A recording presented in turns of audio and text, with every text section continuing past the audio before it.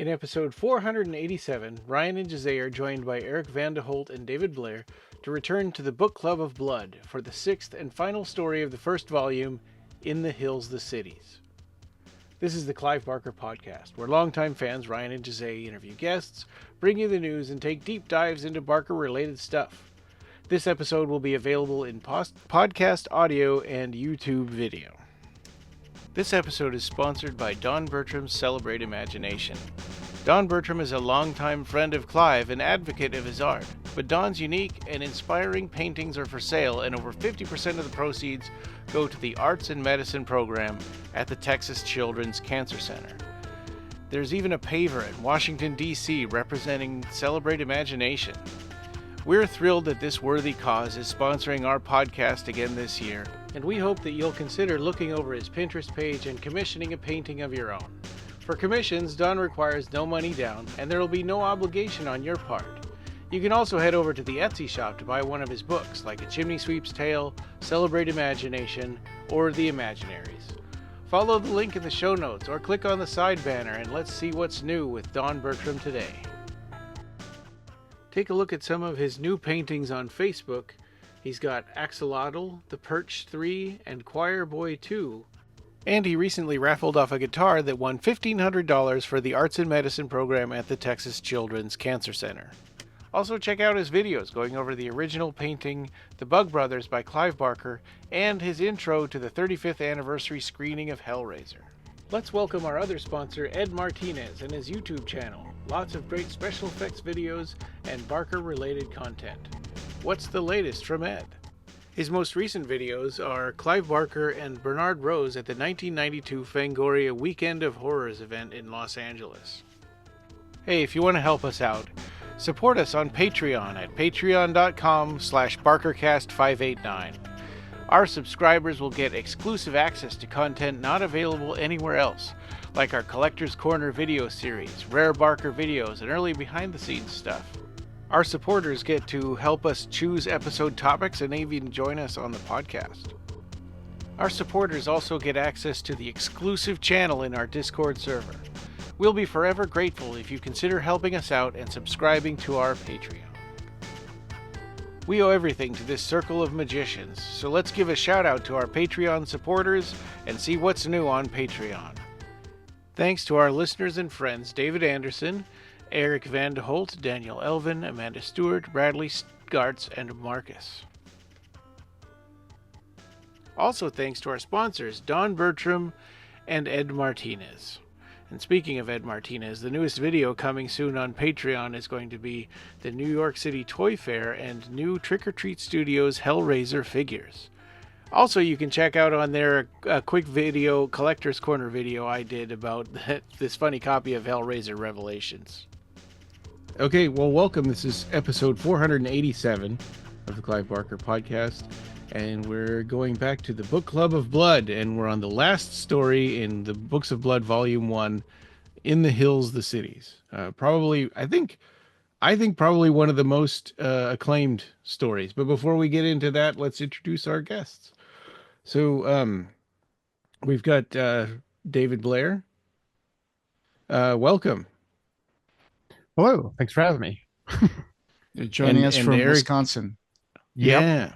It's snowing, by the way, too. Oh, wow. Okay. And Erik Van T Holt. Hi. Coming to us all the way from Amsterdam. Yeah. All right. So here it's cold, but the weather is okay. Yeah. Yeah. I think it's like 30 degrees here. Okay. oh, I haven't that's looked really cold. outside yet because it's only 8 a.m. So I just barely got out of the shower.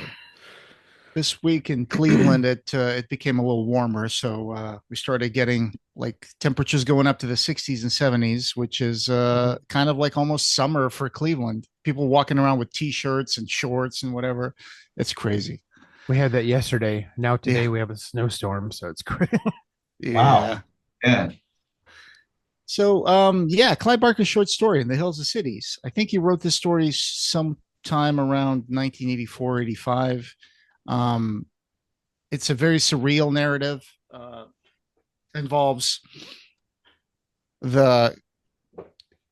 were the dangers of collective identity. It follows two tourists, right? Mick and Judd. I think Mick is a dance teacher and Judd is a journalist. So right off the bat, one is more like directed towards like art, and the other one is more pragmatic and deals with politics a lot. And their relationship, they're always clashing. So they're traveling through Serbia, and that's where the story starts. An interesting note about this one also is that both the publisher and Clive's agent wanted him to keep this story out of the Books of Blood, because it was mainly because it had two gay characters, and they didn't, they were afraid that was going to stop sales or, so Clive basically threatened him. He said, look, sure, I'll pull it, but I'm going to pull everything. I'm going to go to a different publisher. And they sort of grudgingly kept it in, and then it went on to become one of the most critically acclaimed. I mean, when you hear people talk about the Books of Blood, this is the story that critics talk about. I think this is the one that people remember the most. Oh, for sure. Yeah. I mean, the giant, the giant constructs gone Ori here in this story is a really fascinating topic. It's definitely a great way of closing out the first volume, right? Well, as a teenager, when I first read these books, I always confused because of the titles, right? The title, The Body Politic, could fit with this story. And so I would always, when I would hear the name, The Body Politic, I would think of this story instead of the actual one with the hands and the feet, that were attacking people. Definitely. Go ahead. No. Yeah, I read this like 1990 is when I got the Books of Blood. I'd read the sci-fi, the Science Fiction Book Club had the Body Politic story as a standalone hard copy. That was like my first Clive Barker story. And then I got the Books of Blood in the early 90s. And, the whole thing about them not wanting to do this story. Yeah, the mid 80s were a way different time from today. Today, that's what you wouldn't bat an eye about that. But back then, that was such a big deal. That's right. Yeah, I remember when I read it. I read the story in the early 90s. So I'm gay, but and I remember reading it, and it really made an impact on me because I never really had read a story portraying gays that way. They were just gay, It wasn't the theme of the story. Most stories in the early 90s or movies, when you saw gays in a movie, the theme was also gay, and usually things like AIDS or discrimination, so not really happy stories. Yeah. Right. Yeah, so it was really nice refreshing to read a story where they were just gay and something horrific happens to them, but not because they're gay. Right. So for me, it made a big impact. Yeah. The first time I'd read a story where that wasn't what the story was about, right? That was just part of the background. Right. And the way that their relationship is depicted as just another relationship with ups and downs, spats and making up and all that stuff. So, it just really, that's why I wasn't so surprised when in like 92 or something, Clive came out in The Advocate. I was already kind of feeling like, when I read these stories, you're like, probably Clive Barker is probably gay because, he just had a way of writing female characters and also queer characters. And was that in 1992? I thought it was later than that because it was around the time of Sacrament, which was like 95. 94, 95 then? Yeah, probably around that time. Yeah, the 90s kind of tends to meld together in my head now. When I read the story, I didn't know Clive Barker was gay. I first read Hellbound Heart, then Cabal, and then I think this one. But you started to suspect it, but you didn't have the internet or something, Yeah, right. To really look up these things. Yeah. So they're Mick and Judd. They're driving through a Volkswagen through Europe. So this is they're doing kind of like a little tour of Europe as a vacation, and they're traveling close to the city of Raska in Serbia when they start having kind of a spat because Mick wants to go see a monastery and is all about the Renaissance frescoes and all that. And Judd is just really concerned about the situation in Italy and France and whatever. And he's just like he starts complaining about he's had enough of churches, right? So they kind of have a first spat here, which happens a lot when people are driving long drives through countries. Sometimes you get bored, and I guess nothing better to break the boredom than get into an argument. However, this foreshadows a few things. It foreshadows, I think, that the difference between the two of them, right? One is more oriented to the arts, the other more to politics. And they stop the car and they get out of the car. And this is where you have a first moment of tension in the story when they're just kind of like evaluating each other right on the side of the road, like trying to see, is this going to work or not? Should we move forward or not? Which is an interesting beat for the story, and really gives us an understanding of how much they're attracted to each other, I think. So I like the way the story opens. Yeah. There's a lot of foreshadowing too whenever Judd is crossing the field to go to Mick. He talks about he sees the field mice scampering, and he's like, I don't mean them any harm, but do they know that? I've wondered how many beetles and insects I've crushed and don't even know or care. Yeah, exactly. Yeah, that's a really kind of cool moment. To those little creatures, he himself is a giant, right? He himself is a giant that is barely aware of what's going on under his feet, just like the big giants that we're going to see in the story are almost barely aware of what's going on at their feet. So that's a really good foreshadowing there. Yeah, and it's interesting because I don't think that's a thing that Clive Barker does a lot in his stories. I think this is kind of unique in that way, that having something that's like a really obvious like foreshadowing of which you wouldn't know when you're reading it the first time. You would only know that later. And there's also a big allegory about the breaking down of like societies and breaking down of political constructs, because when we see that, first of all, when I looked at this, I was trying to see, is Popolak a real city in Europe, or is Podojevo a real city in Europe? So Popolak is not Novi Pazar, right? That's where they were headed. Yeah. Novi Pazar is real. I looked it up. Yeah. Right. Oh yeah. Popolak is not, but there is a Podojevo in I think Serbia, or near Kosovo, I think.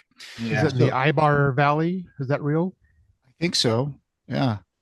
And but Podojevo is the one that fell, right? That should be it doesn't exist anymore. Yeah, that should be gone. Yeah, that's right.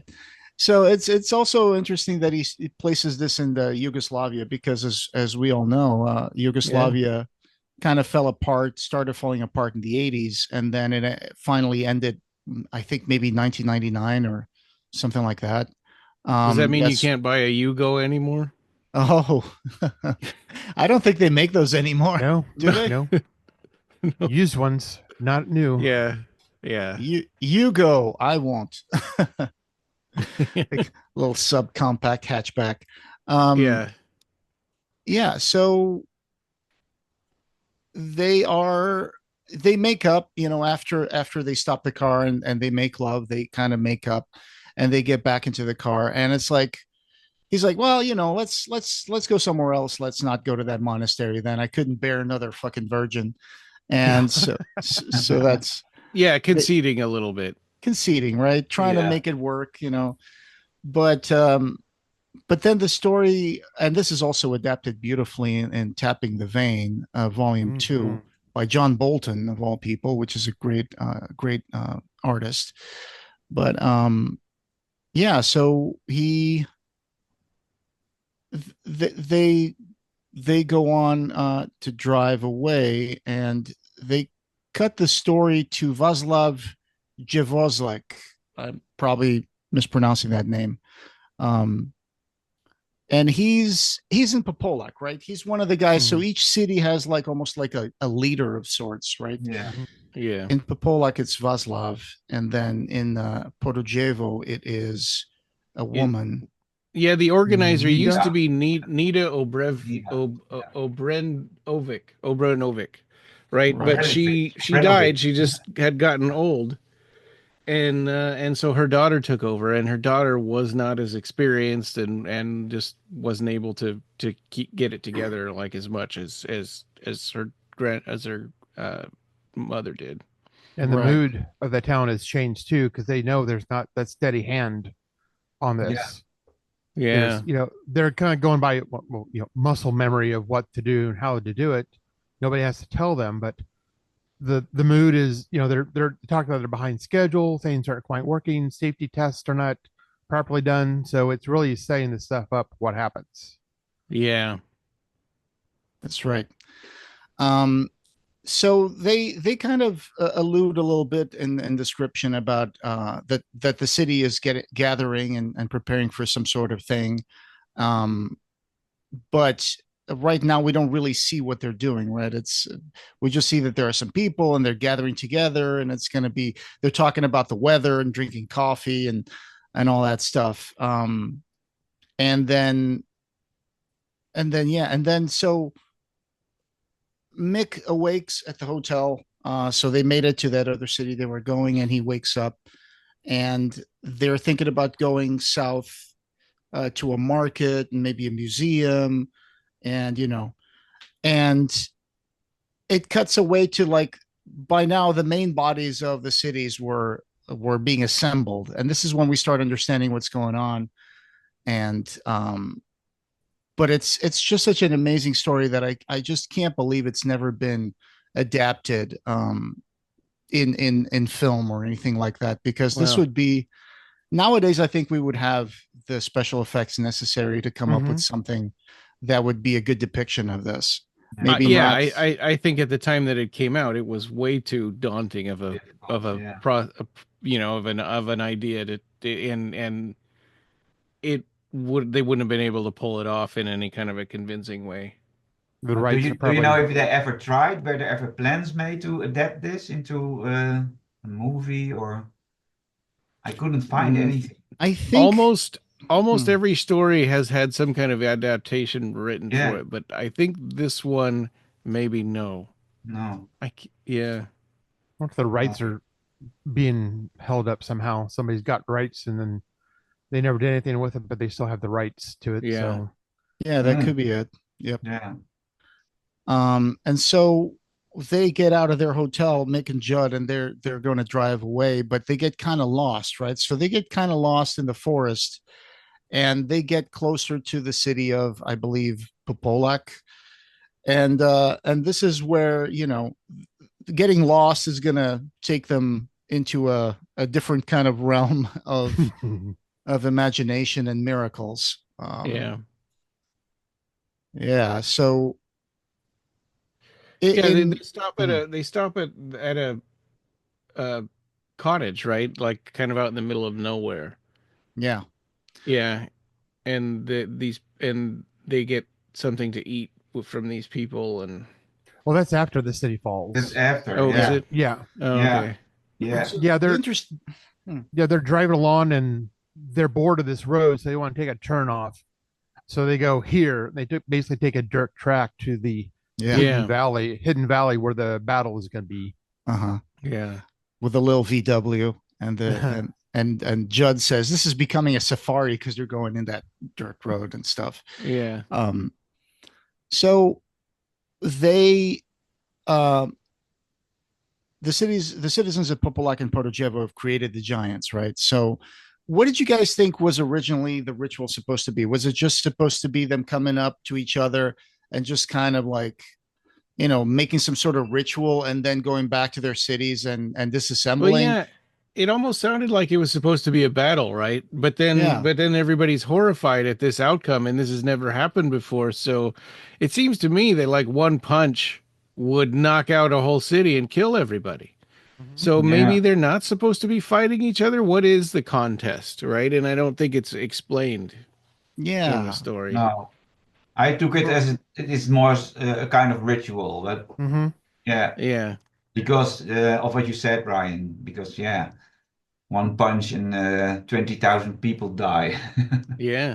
Or in Portagevo, it was 38,765 people. Yeah. Wow. Yeah. It's well, they talk about how they do it every 10 years. So, and they talk about how they always are making changes to their design to make it better. So it sounds like they do some type of ritual thing where they walk up to each other and do coordinated moves and see how well the other one does. Because like if one punch would have depopulated the entire town, and then 10 years later there wouldn't be anybody to do anything. So so and maybe it's just who's taller. They talk about that. Something like that. Yeah, because it seems to be really important to think about your head being in the clouds and stuff. Yeah, and they accept the fact that some will die in the collective. Oh, I'm sure the people on the bottom of the feet. Which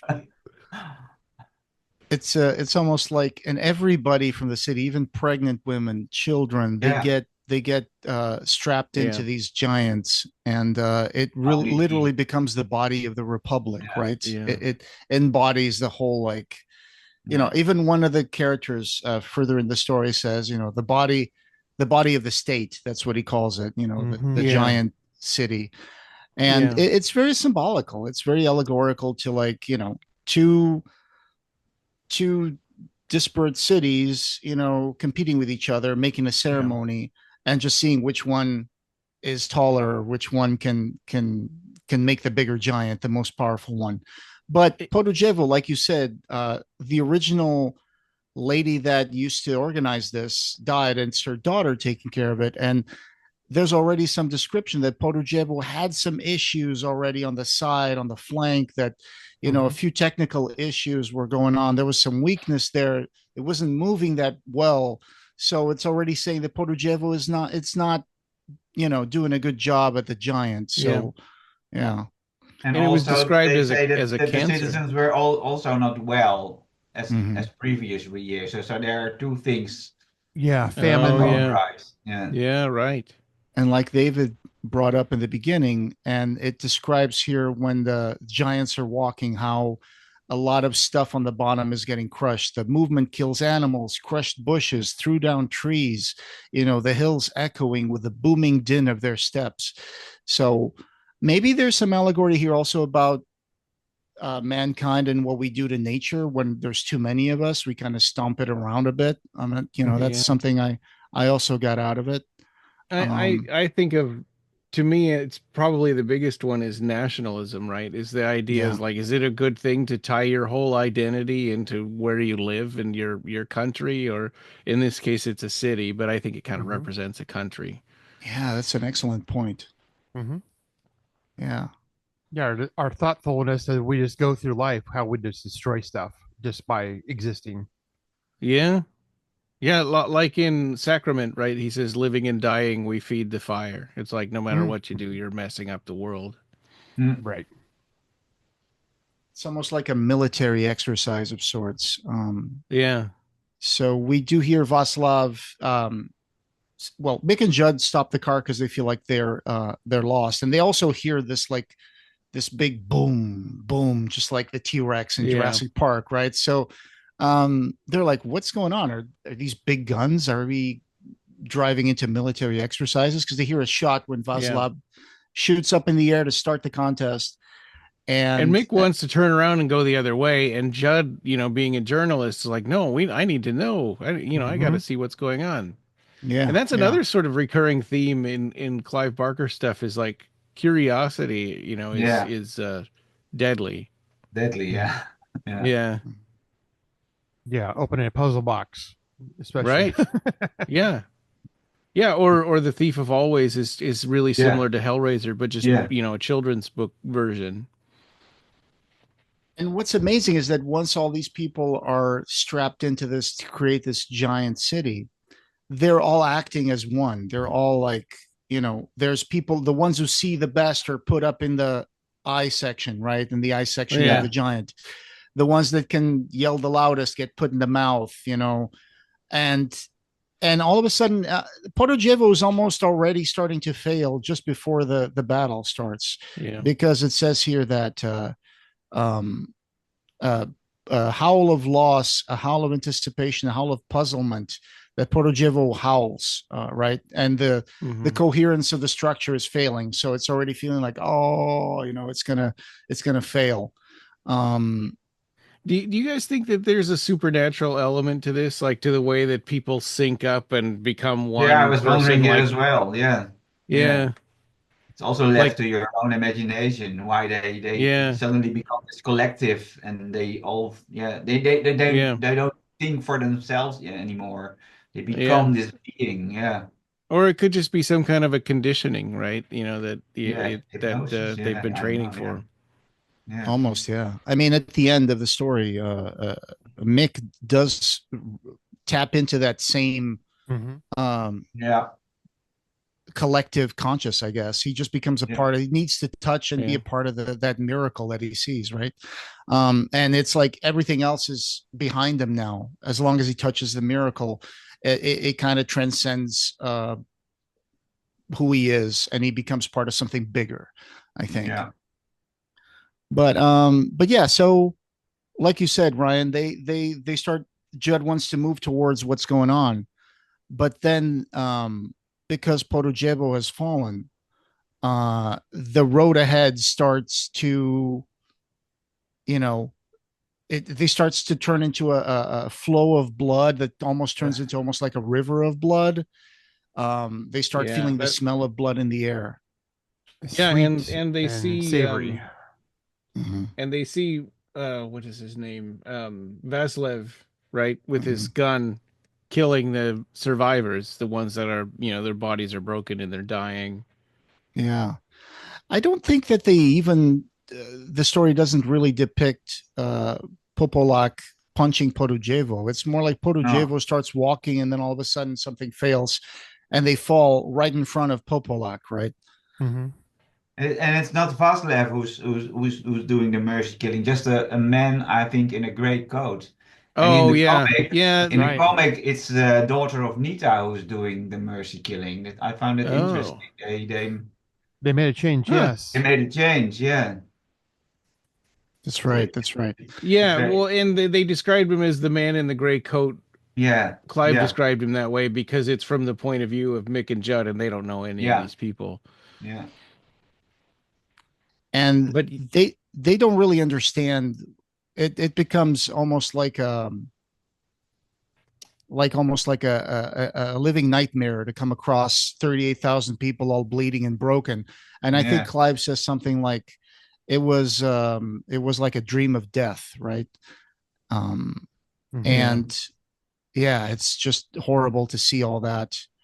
And it almost kind of makes you think about eventually what would happen in the Balkans when there were like mass graves and stuff like that. That sort of like atrocity that gets committed, later in the history of Yugoslavia's breaking apart. It's really sad. But and so Popolak sees this, and Popolak kind of collectively loses its mind. It's staring with 1,000 eyes at the ruins of the enemy. And it kind of takes off, right? It kind of it just turns around and starts running. Can't handle the situation, has to get away. They realize, oh no, what happened? This is too much. And so it just moves away, and it moves away with a single identity, almost with a single mind. But that's brutal. Somebody, I think it was Vaslev stole their car, right? That's right. Yeah, and so they're walking, and then they come to the cottage. Do I have that right? And they first find Vaslev. He has had an accident. Yeah. He crashes. He crashes the car. Yeah. Okay. But the way of Vaslav is just going, before he steals their car, the way he's just going about the broken people that are still alive, just shooting them in the head. It's just horrible. And I think because the man in gray coat, he can take it. He then takes his own life. yeah, I So think he horrible. tries to crash deliberately. Maybe I got the idea that he was trying to crash Vaslav. deliberately because Vaslav, Okay. because he's trying to kill himself, right? He wants to die.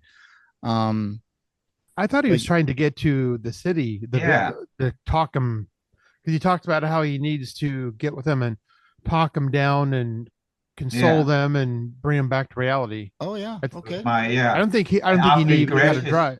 Mm-hmm. Yeah, after he crashes, because he's badly injured, he knows he won't survive, and that's when he wants to die. That was what I made of it. Yeah, I could see that. I could see that. Yep.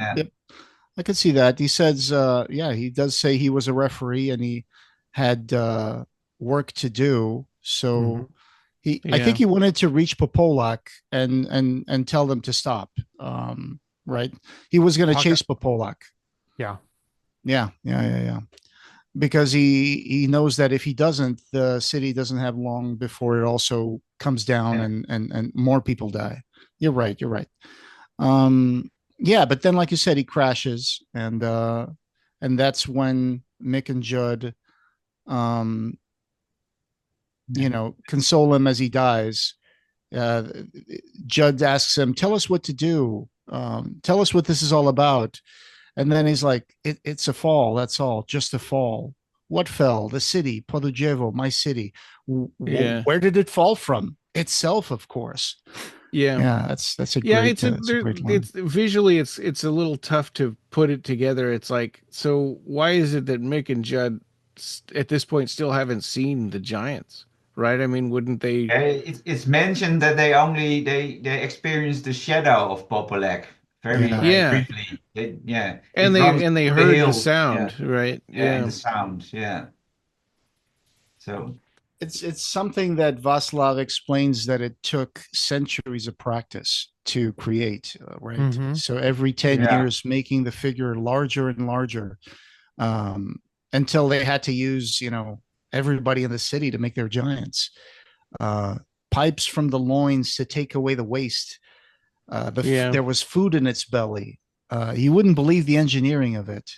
It really is almost like like a metaphor for how people create cities and get used to not just the geographic but the demographic of the city, right? It all becomes part of this living organism and system, like skyscrapers living in high rises. That's not natural. Yeah, when you think about it, if you take away the building, it's just a bunch of people on a pillar, right? Right. Now that I work in downtown Cleveland, then I work at a big building that's like 20 stories high. It's like, there's a lot of people in there. There's a lot of people going in and out. It's crazy.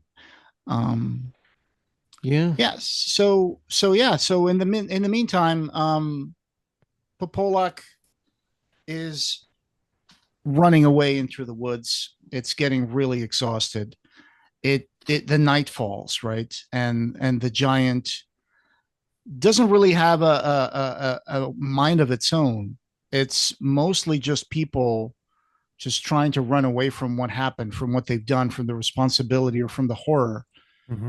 And it says here, the giant was not capable of pity, had no ambition but to continue until it ceased. So it's just in complete flight mode. And the stars come out and it sits down for a moment. And then, it's basically just trying to walk away until it dies. It's really what is going on. That kind of talks about how people are dying inside. Mm-hmm. And they cut them loose if they can. If not, they're just part of the internal rot now that's beginning to set in. Right, like a cancer, right? Like something eating away at the unity.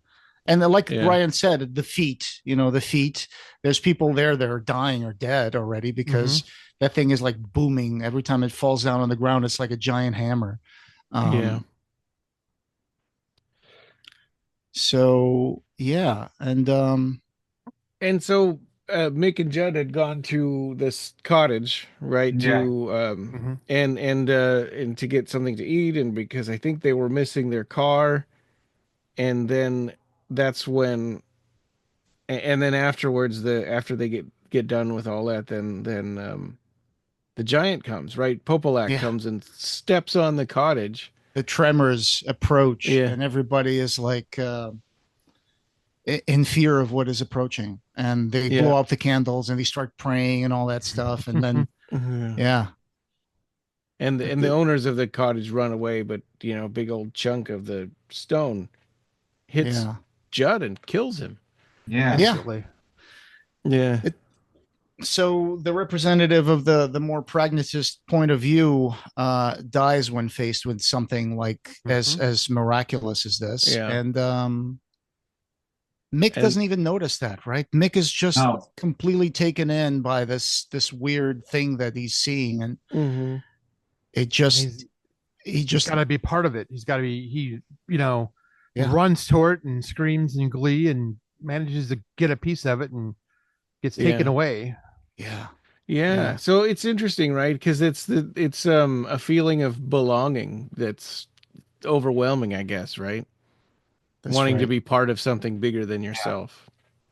It's such a great story. I mean, it's pretty amazing. There's this book here, the books Imagination as Metaphor in the Books of Blood and Other Stories. Oh, Gary Hoppenstand.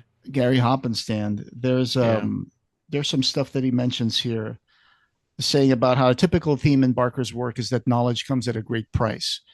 And Judd pays with his life for the knowledge of giants and miracles, yet the terrible expense is often worth the sacrifice, such as when Mick succeeds in catching a ride with the giant Popolak and subsequently with the representation of imagination.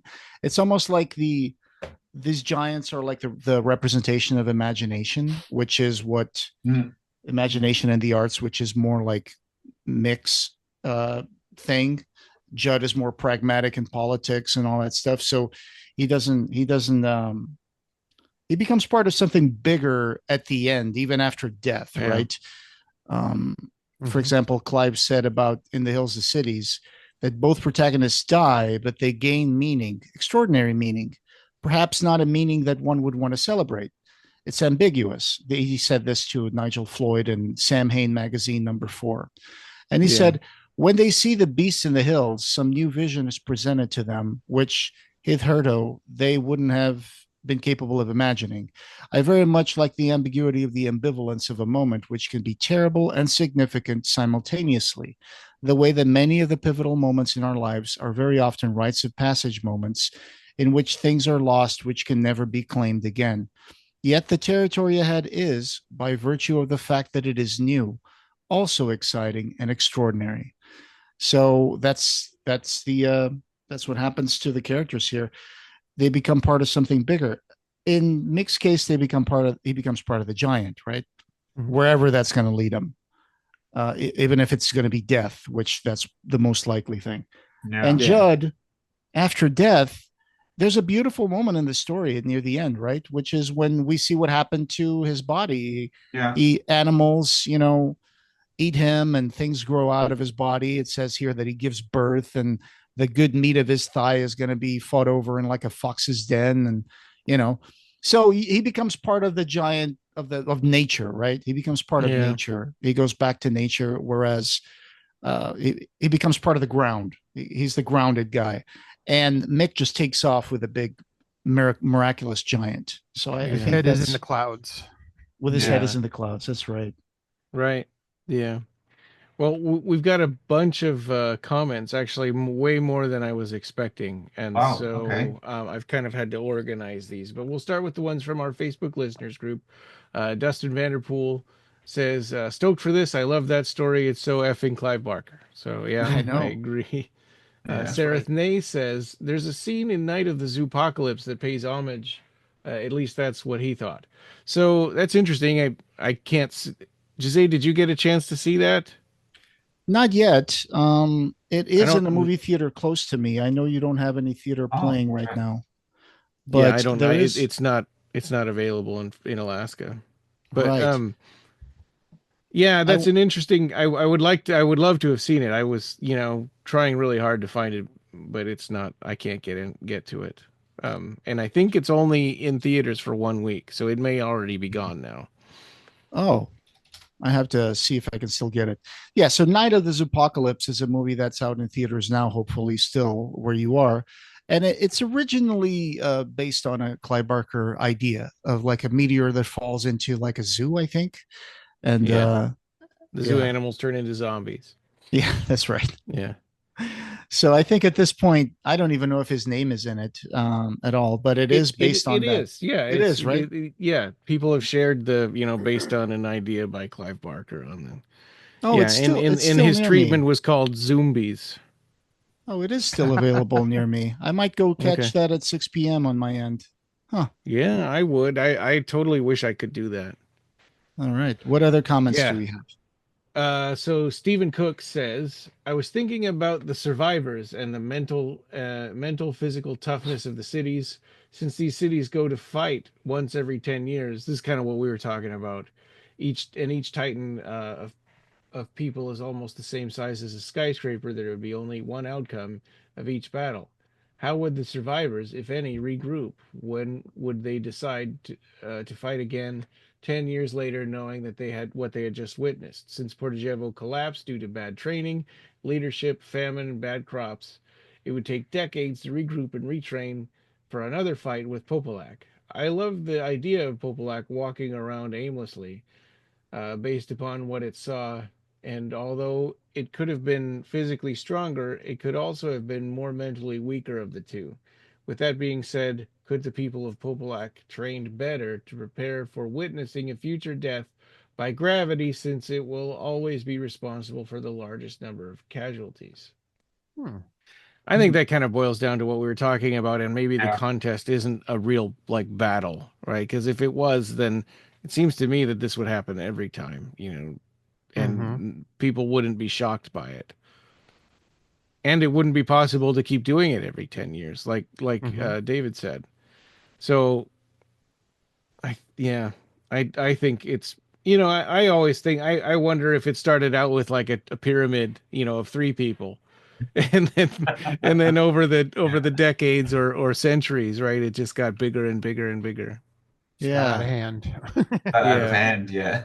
I guess that's the danger of nationalism, right? When a society prioritizes unity over adaptability, it risks destruction.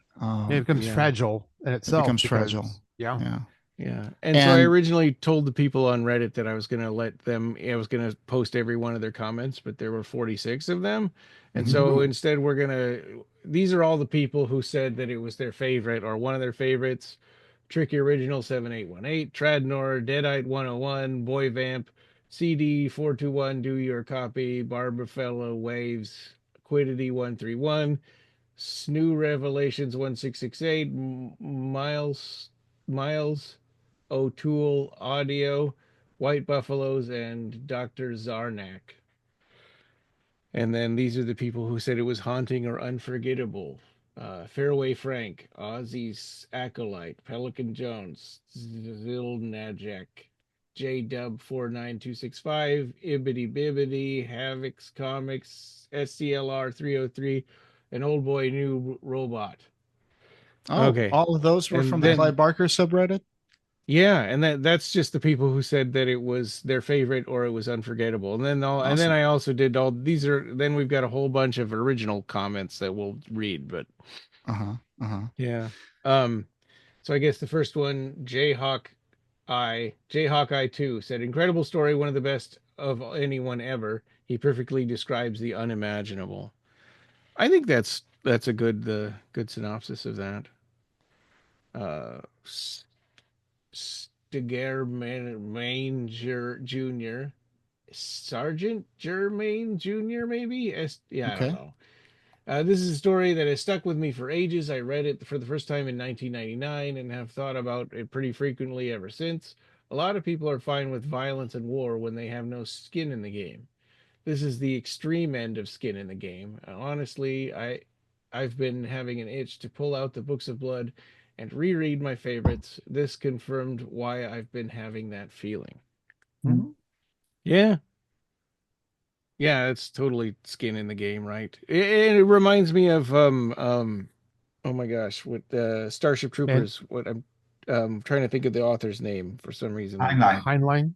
Heinlein, yeah, thank you, Robert Heinlein, and the idea that to gain the privileges of society, you need to become you need to enlist in the military, and Sure. Yeah. to be able to have a baby or get a or do all these things that we would all take for granted.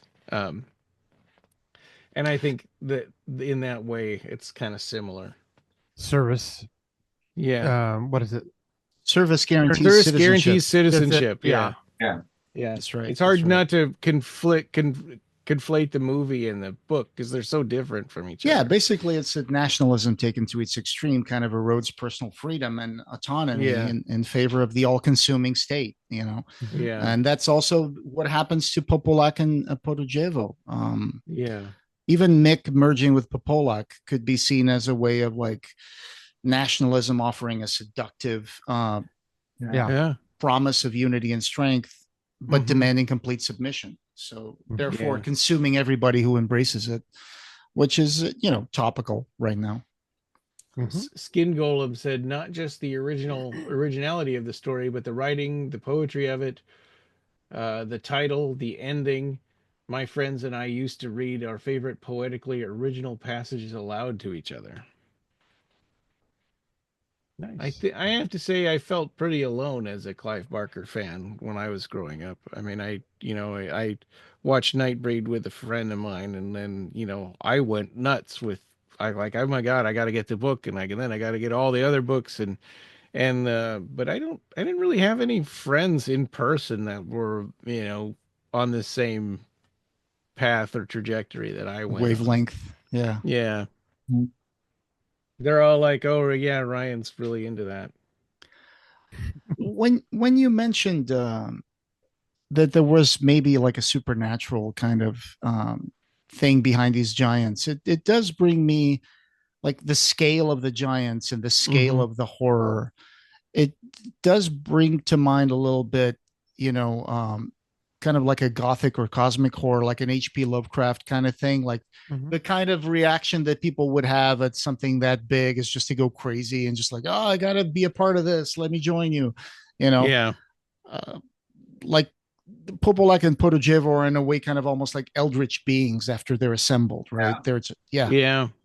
Yeah, in Lovecraft stories, people also go insane when they get a glimpse of the elder gods. Yeah. Because we cannot we cannot contain Yeah. what they look like. But Lovecraft would have said it was indescribable. Yeah. Nameable, indescribable. Yeah. Come on, do your best. Yeah. So like in Sugar Clive's- Possum, go ahead. Like in some of his writings, in the more pragmatic person, the science-based reality person, they can't handle it, they die, they're destroyed. And it's the person who seems to be able to embrace the madness of it that continues on, even in a form that they didn't expect they would be, but which is a lot like the Madonna, right? When we haven't gotten to that story yet in this series, but in the Madonna you have two characters, and one of them is willing to accept this transformation into the female, and the other one is like hates it, and he fights against it, and his body kind of explodes and he dies. There's a story by Clark Ashton Smith that's kind of reminded me of this one. I don't know how much Clive might have been influenced, but it's called The Colossus of Elorne. And it's about a necromancer that creates a giant made out of human remains. Oh. And he animates that with dark magic. I've read that story a long time ago. I might see if I have to reread it again, but it just kind of popped in there. But another thing is that Devastator came out in the same exact year as this. The Transformers Devastator. The toy series, right, of the Constructicons came out in the exact same year as the Books of Blood in 1985. Sure. Okay, this one was 1984, so 1 year before, and the Constructicons were 1 year later. Hey, who knows? Yeah. We've got another comment from Sugar Possum said, I'm still picking up my jaw from the floor after this one. I have such a visual brain, and it was beyond wild What his writing made in my mind visualize haunting, horrific, yet also made me feel sad and confused. I'd give anything to see the story come to life on the screen. It's one of the most haunting and imaginative horror stories I've ever read. Barker takes the concept of collectivism to a terrifying extreme, showing both the power and its horror. The idea of cities made of living, breathing people is grotesque yet poetic. It makes you question how much of yourself you lose and when you become part of something bigger. And the ending really sticks with you, the idea that no matter how much we struggle, we're often just tiny figures in the shadow of something much larger than ourselves. Beautiful, Barker, just damn horrifically beautiful. It is. Sorry, I'm squinting because I made this really small print because there's so many of these. Uh-huh. And when you try to trace Yugoslavia's own collapse, I mean, I remember there was the guy who brought it together was Tito. And then, of course, Tito died. And I think that was when Yugoslavia started to fall apart. I think it was the Albanians from Kosovo that wanted to become like a republic, a standalone republic. And then Slobodan Milosevic rose to power. And that's when, it was like 6 different states, right? It was Bosnia and Herzegovina, Montenegro, Serbia, Croatia. and Croatia and Slovenia. I think that was what constituted Yugoslavia. Of course, now we know all those different countries by their own names. Yugoslavia is no longer a thing, but yeah, there was a disintegration of this unity, just like the cities of Popolak and Podujevo kind of fall apart. Kind of prophetic. Yeah. Very, very. Tito even said that, you may hate me now, but once you'll miss me when I'm gone. And sure enough. Okay. Yeah. But Milosevic ended up becoming a really, there was a lot of atrocities committed during the Balkans, and he ended up being tried in The Hague. And I think he died before the trial ever came to an end. But horrible things that were happening around the Balkan area. There's a lot of, it shifted the face of Europe because a lot of people became refugees from the Balkans, and they ended up moving to other places of Europe and becoming big communities of like Serbians and people from Kosovo and this and that live in all sorts of countries now in Europe. Due to the disintegration of Yugoslavia. And Netherlands also played a not so nice part in that. Our troops failed to protect the people, and as a result, they were massacred. So yeah, you're talking about the blue helmets, the peacekeeping forces. Yeah, so it's a black page in our history as well. Yeah. It affected what you said. It affected all of Europe. Everybody was involved somehow. Yeah, that's right. But yeah, that was kind of a catastrophic event. But what a story! It's such a good. When I read this one, I took a moment to like think about it because it's kind of a heavy story, and it closes the book. So once you're done with it, you have time to reflect a little bit because you're done with the book. You put it away. Mm-hmm. And then it kind of bounces around your head a bit. And what a great closing story for the first volume. It's really good. Yeah. Brick Tilt says, read this as a young man, genuinely had to read it twice in a row because my mind could not comprehend what I was actually reading. One of the greatest short stories of all time. Yeah, I think that's fair. I mean, and I think it does sort of blow you away when you read this for the first time. And I wish I could kind of go back and remember what that was like. I was in high school. Hand Covered Bruises said overrated.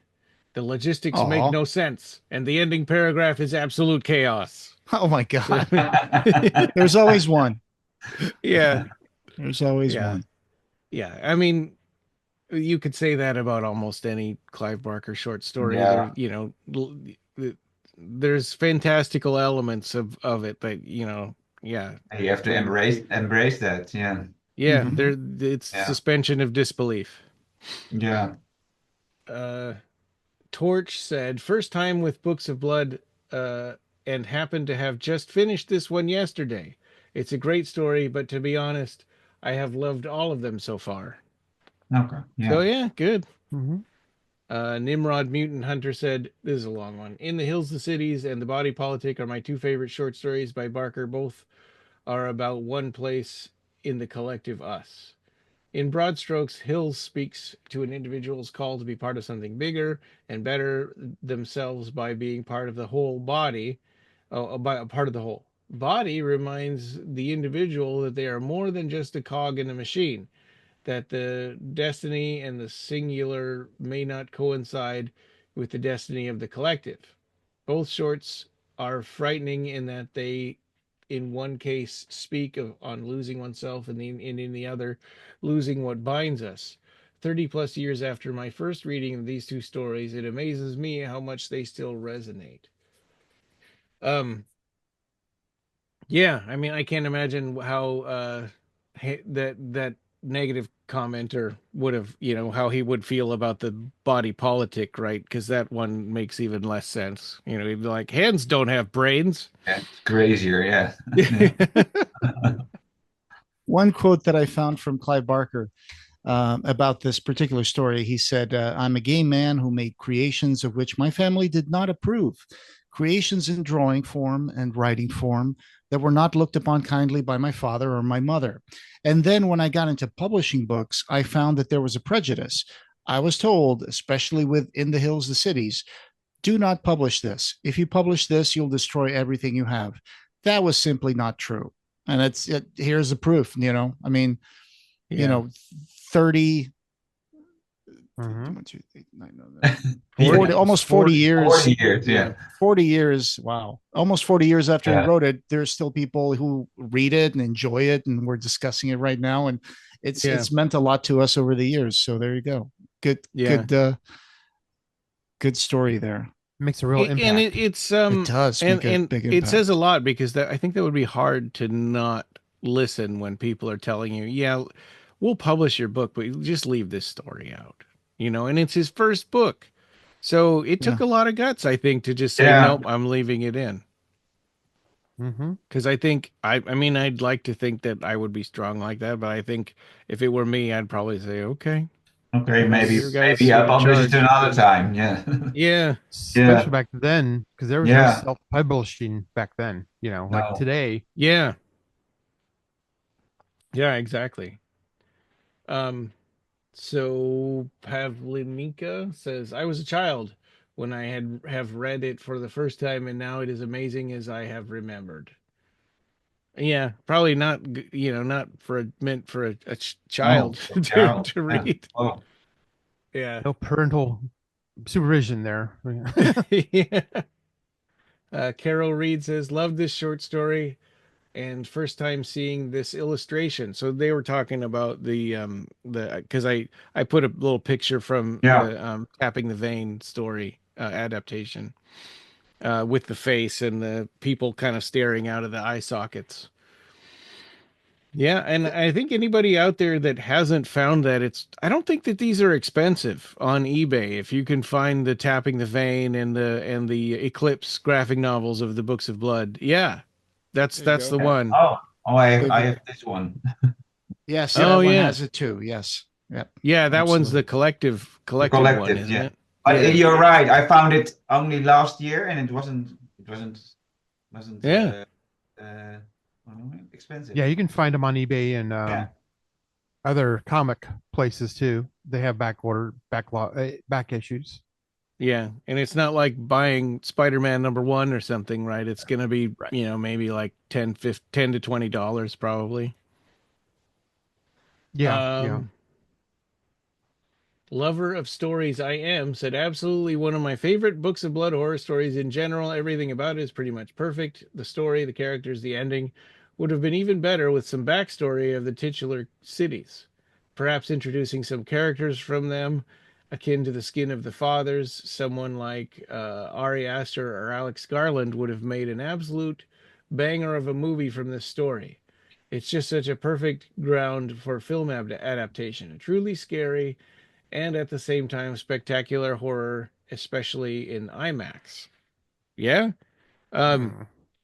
Well, and like they were kind of alluding to, I think that there's not enough in the short story to make a movie. You would have to create a bunch of other, filler to make it a 90-minute movie, because this all kind of happens in a really short amount of time.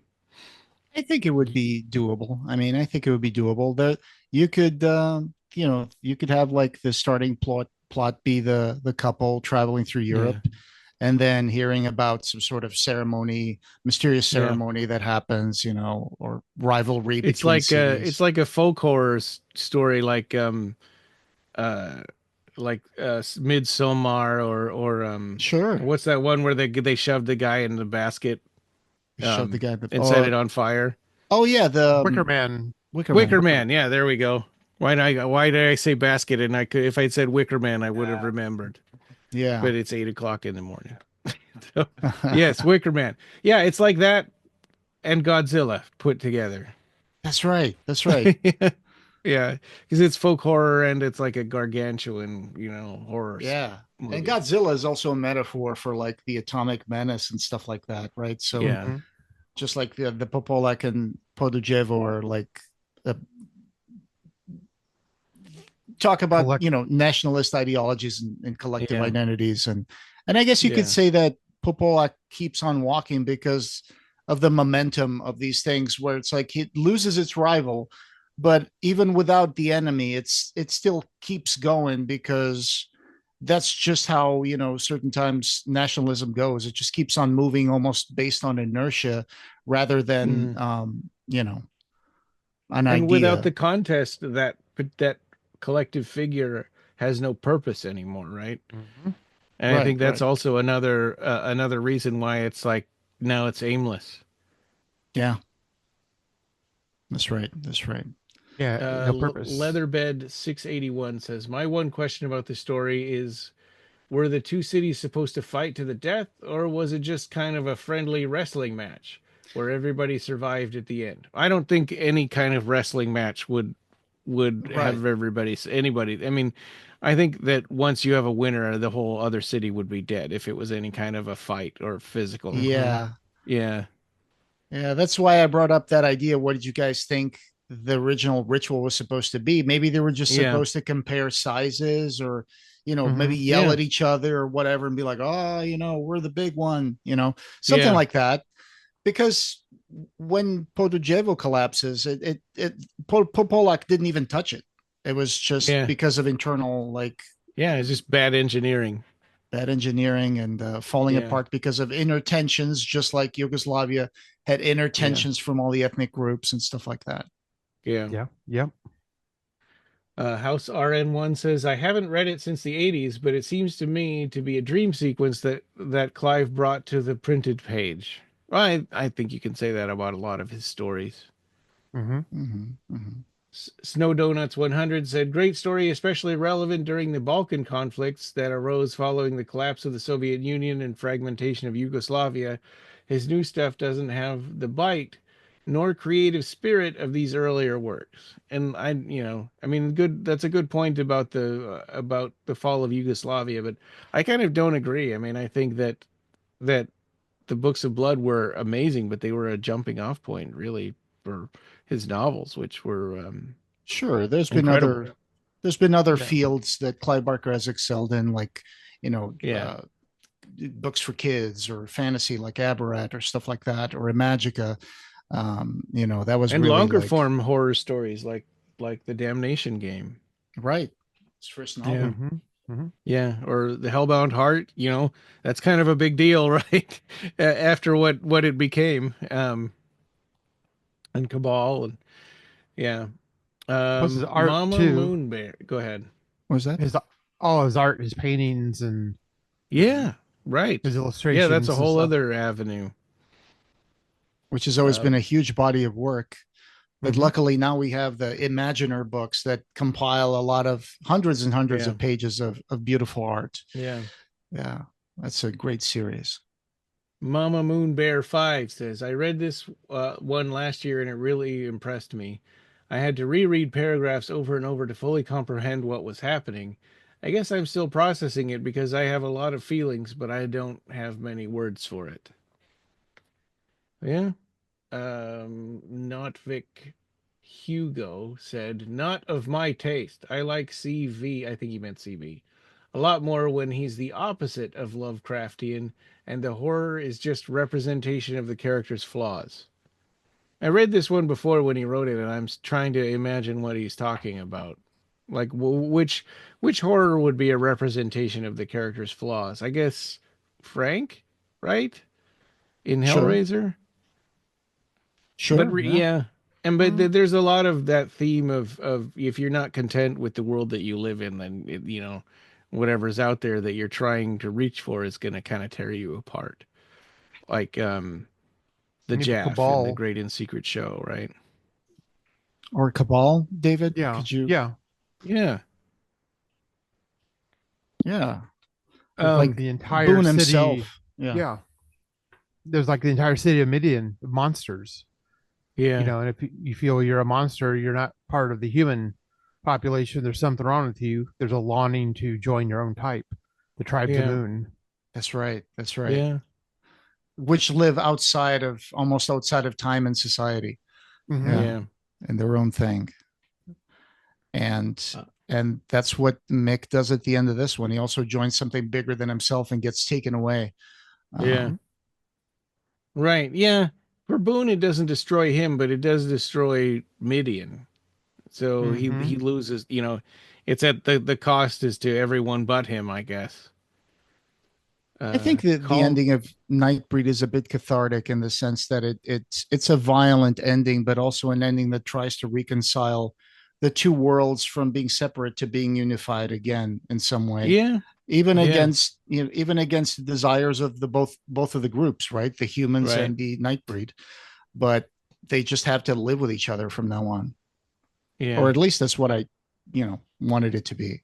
I never wanted the Nightbreed to just run away in the night and try to create another Midian where they could live. I always wanted to know what the story would be like if they went out into the world and got more accepted integrated. Integrated. Yeah. I always wanted to see that happen in the continuation of the story rather than just being like, oh, they created another hole in the ground and they got in there again. Right. Yeah. Yeah. It's unfortunately, I think with the way the world is, it probably is a little too optimistic. True. That's true. Yeah. Yeah. CalmAd7352 says, I've read all the books multiple times since I was first introduced to the Books of Blood 35 years ago.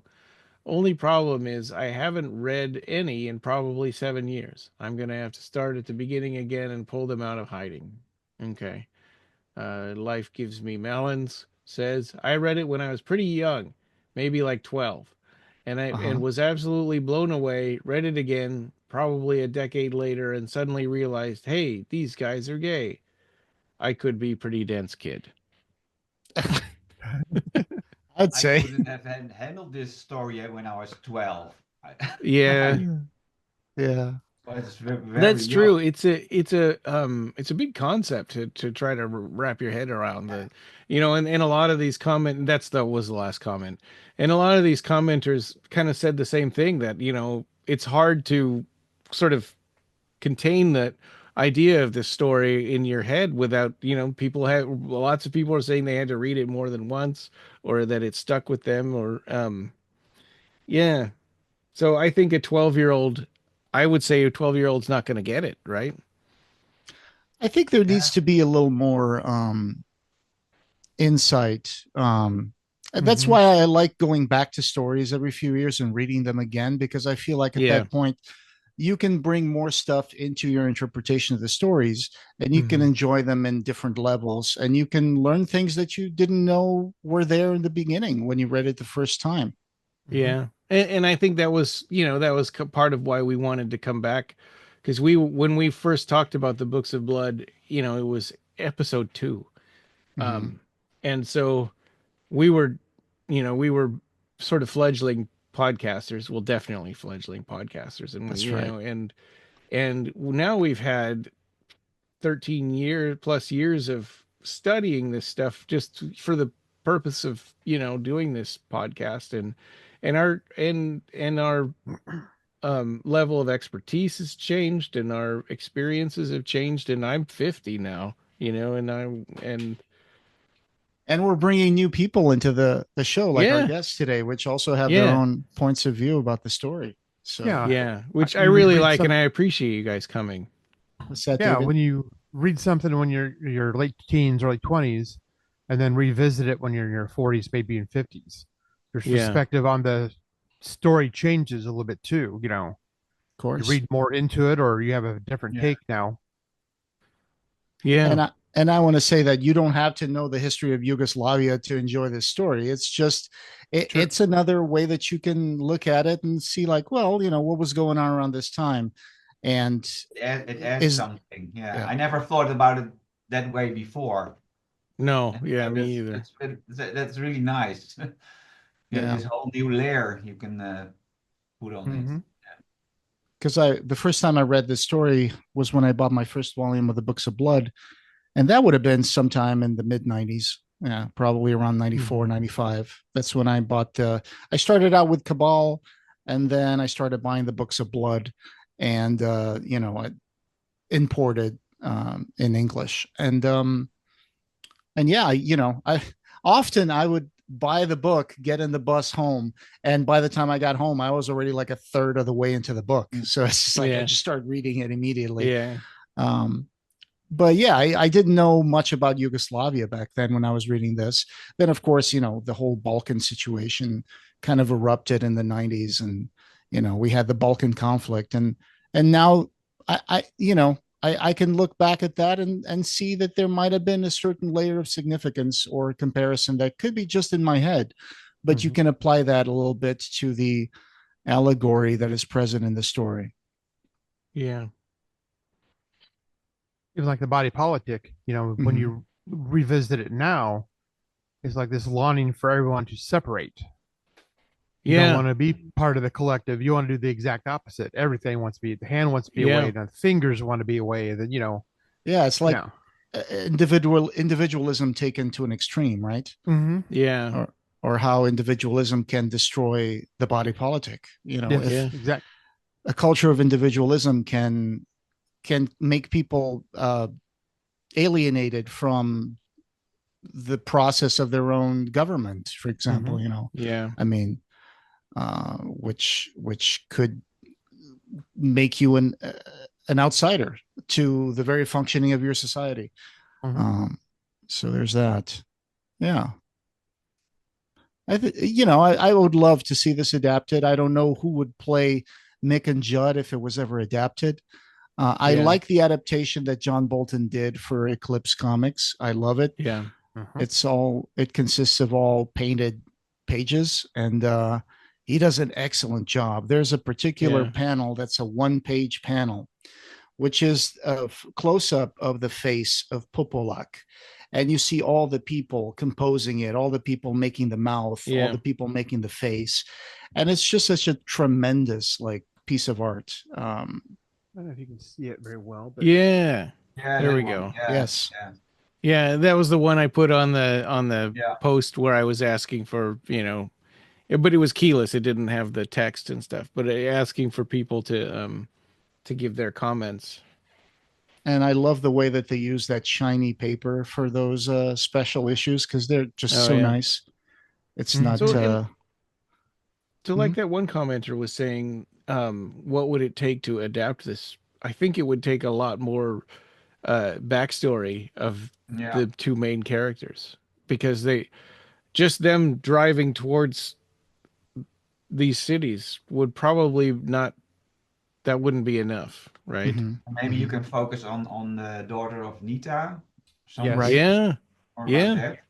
I found her. Yeah, I agree. Maybe have some backstory where her mother's dying, and she's like, "You got to take over." Two main stories. Yeah. Maybe there's a lot of maybe there could be already some factions in the city that don't want to do this, and others want to do it. Blah blah blah. Yeah. Well, and in short stories, you have a lot of internal monologue that tells you how these people are. And in a movie, you have to show it, right? And so I think that is going to take more time. Yeah. That's why books are way better than movies, because Yeah. all the internal dialogue and descriptions are gone, and they've got to do like an info dump, somehow. So you get a character who didn't exist who like just explains everything. That was their purpose in the movie. Yeah. That's the wonder of like written stories, is that you can inhabit each character and be inside his head. Mm-hmm. You can just jump from one character to the other and see how they're seeing the story, which is not, like you said, Ryan, in visual terms, although this story could be very visual by itself. Because as much as there's a lot of monologue and a lot of reactions and descriptions of how they're feeling, there's also not a lot of explanation about what's going on. So you're also a little lost while you're reading the story. There's a lot of mystery that remains unanswered, right? Like they're lost. I mean, they're physically lost in the exactly. On the streets or the backcountry roads of Yugoslavia. Yeah. Even when they're talking about when the cities are getting together, you don't know exactly what they're doing. They're gathering for something. Yeah. And they talk about the limb. This part is ready now. This limb marches out to the area where it meets the torso, and just seeing all. Well, you see have you guys watched Silo, the TV series? Yes. Yeah. There's a lot of stuff about how these people get together, like let's get our harnesses together. Let's gather up. Okay, so and so's out sick. Auxiliary number 5, come on up. And they're so excited because they get to be part of this now. Yeah. It mentions the story, and did they assemble? And then this part assembles and heads out to the staging ground, and you see the building of it and then finally the head part comes up. And then that's when you realize, whoa, wait a minute. They're actually building a big giant out of people, Yeah. That could really be very visually well done and, kind of drawn out time-wise to add to the story of, here's the torso group, here's the leg group, here's the head people, Yeah. That's amazing. Yeah. I need to get into Silo. It's a really good TV series. Yeah. I never read the books, but okay. I think it's over now, right? I think it was it 2 seasons? No, it's going on. Season 2 aired and season 3 is coming. Is it? Because it seemed like they in their last episode they showed like some kind of weird aftermath thing. I'm trying to remember. Is that on Apple TV? Yeah, Apple TV. Okay. There's 2 seasons out and there's more seasons to come. It's quite a good show. Yeah, it was really good. Well, coming up next, at some point we'll talk about. I'm assuming that Night of the Zoopocalypse is, since it had a really short theatrical run, that it's going to probably get onto streaming and video at some point soon. So then we'll do, we'll have an episode about that and maybe an audio commentary of it. Jericho Squad 77 is going to come back. The Book Club of Blood, our next one is going to be Dread. Oh, that's a good one. So, a lot of stuff about that. Comic adaptation, a movie adaptation. That's going to be fun. Yeah. Yeah, and it'll be fun to dedicate a whole episode like we did today to just the one story instead of all the stories in Books of Blood Volume 2. And this podcast, having no beginning, will have no end. Thank you for joining us, and we hope you have subscribed or followed our podcast. You can find the Clive Barker Podcast wherever you find audio. Show notes for this episode, as well as news and reviews, can be found at our website at www.clivebarkercast.com. The Clive Barker Podcast, or BarkerCast, is an independent editorial podcast and blog that's not affiliated with Clive Barker or Seraphim Inc. This is a labor of love by the fans for the fans. You can chat with us on our Facebook BarkerCast listeners group, our Facebook page, Reddit, Blue Sky, or our Discord server. Have you already bought our book? The BarkerCast Interviews Occupy Midian, available in Amazon hardcover, Kindle, and Apple Books. Join our Patreon and become a patron to get access to exclusive stuff, pick an episode topic, or maybe join in the discussion. You can also buy a t-shirt in our TeePublic store. Just go to teepublic.com/stores/BarkerCast. Leave a voicemail for us on the SpeakPipe link on our blog, and we might put it in the episode. Opening and ending music generously provided by Ray Norrish. Thanks for listening.